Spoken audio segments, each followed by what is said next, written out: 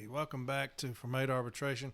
This is episode 2 of attendance discipline or attendance-related discipline. I want to talk about deems desirable and restricted sick leave. Management kind of bypasses this in an investigative interview, and we don't do a very good job of catching it either, okay? When you look at the ELM, the Employee and Labor Relations Manual, 513.361 of the ELM states this. It's 513.361, 3 days or less. For periods of absence of 3 days or less, supervisors may accept the employee's statement explaining the absence. Medical documentation or other acceptable evidence of incapacity for work or need to care for a family member is required only when the employee is on restricted sick leave or when the supervisor deems documentation desirable for the protection of the interests of the Postal Service. Substantiation of the family relationship must be provided if requested. Here's what happens. In an investigative interview, management will state a date. Say I missed July 10th. Corey, what happened on July 10th? Well, I was sick. I woke up, my stomach was killing me, and there was no way I could come to work. I'd been in the bathroom all day long if I came. So you say that. In management, they don't say anything. They keep on going. When they write their little synopsis about the discipline that they're requesting, they're going to say, and Corey Walton never brought any documentation to support his absence.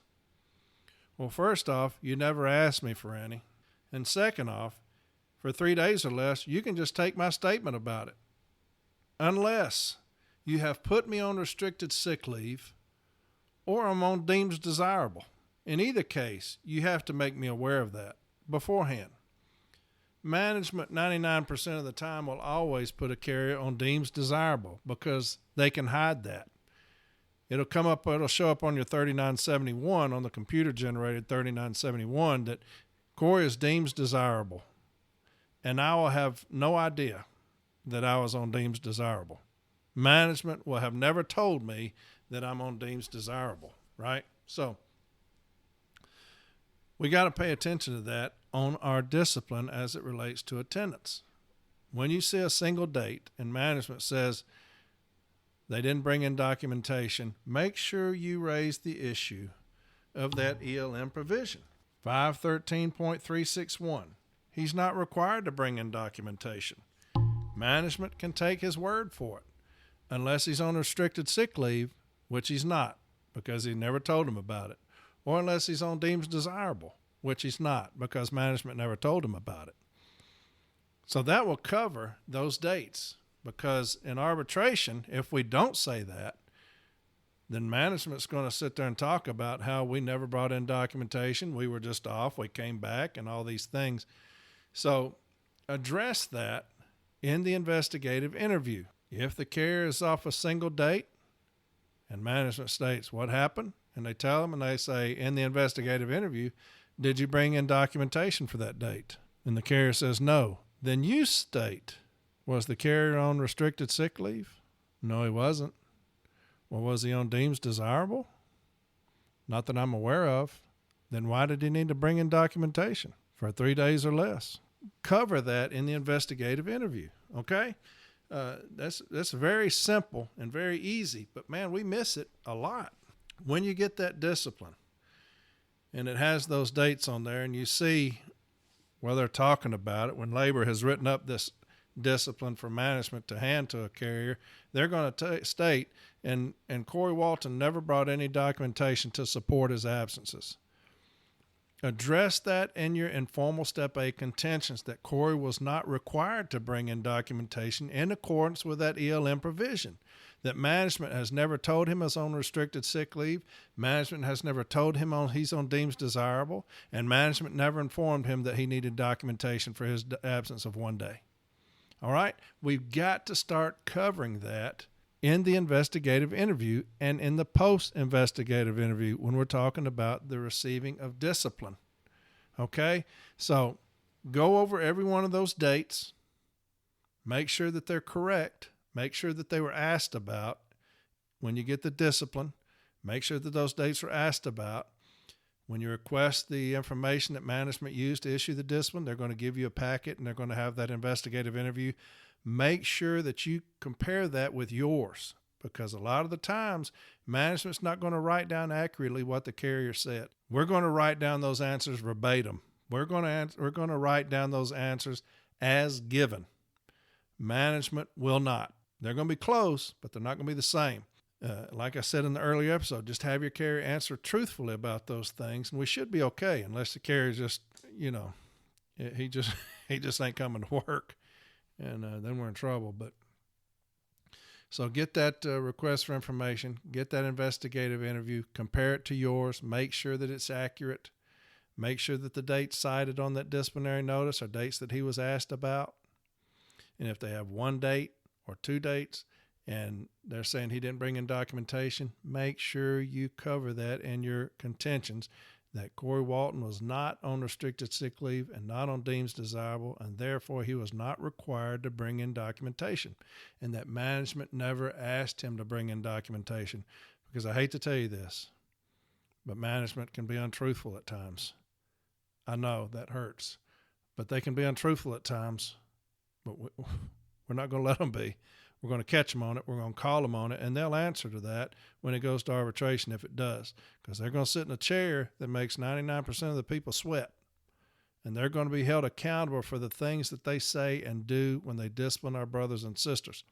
And we hold them accountable by our contentions, by finding the things that they're doing that are not right or dishonest, and we're going to find them. So a shorter episode than the last one. We're talking about Deems desirable and restricted sick leave. If carriers are out in just one occurrence and management state they need to be bringing documentation, hold management accountable for that. And if they've put them on Deems desirable and didn't tell them, you need to make sure that you contend that. We have that happen a lot here in my installation, a lot. And we've gone to hearing about it a lot. We've won it all the time. And we have B-team decisions on it, Formal A decisions on it, and they continue to do it because they do not care about the national agreement. They don't care. They'll continue to blanket policy carriers on Deems desirable. Any holiday, they're going to put all of us on Deems desirable. And you got to catch that stuff. If they state that he's on Deems desirable, or if you see a 3971 and it has that little computer-generated Deems desirable, blister management on that. Say, I want to see the forms where it talks about he's on Deems desirable, and I want to know why this carrier was put on Deems desirable and when you told him about it. All right? Stand up for them. Be a hard ass in there on that, man, because they're going to, whatever we let them get away with, they're going to, because they're dishonest by nature. So Deems desirable and restricted sick leave, those are two very good arguments for us on attendance. Let's make sure that we're using those arguments, okay? Another thing on the flip side, if management is issuing carriers discipline for attendance and the carrier's attendance is atrocious, why are they not on restricted sick leave? Why did management not put them on restricted sick leave? If you look at restricted sick leave, there's a reason for that. You can put carriers on there to hold them accountable. They have to bring in documentation every time that they call in sick, right? So contend that. If a carrier's attendance is just atrocious, we're going to say, hey, according to Article 16, you have to be corrective rather than punitive. It states it all the way through Article 16. You have to be corrective rather than punitive, right? So a way to correct things, if you have them available to you, such as restricted sick leave, if a carrier's attendance is atrocious, we can say to an arbitrator, hey, look here, there are provisions that we have that management could use to be corrective in nature, and that's restricted sick leave, and they're protected. And also the carrier's protected because now he's not being disciplined, but he's having to be held accountable for his attendance. Anytime he calls in, he's got to bring in a slip, okay? Or bring in a doctor's note. So use the restricted sick leave against management in that instance. So attendance, it's hard. They're difficult, but there are things that we can do to help out our brothers and sisters, all right? We need to start doing those things. Next episode, I'm going to be finishing up the attendance-related discipline issues. We're going to talk a couple of national arbitrator decisions that I'd like for the stewards to kind of learn and know, and kind of where management is coming from on a lot of these things. So I hope this helps you out a little bit. and we'll be getting a hold of you on the next episode talking about some national arbitration stuff. All right? So y'all have a great rest of the day, and I'll talk to you later. Take care now.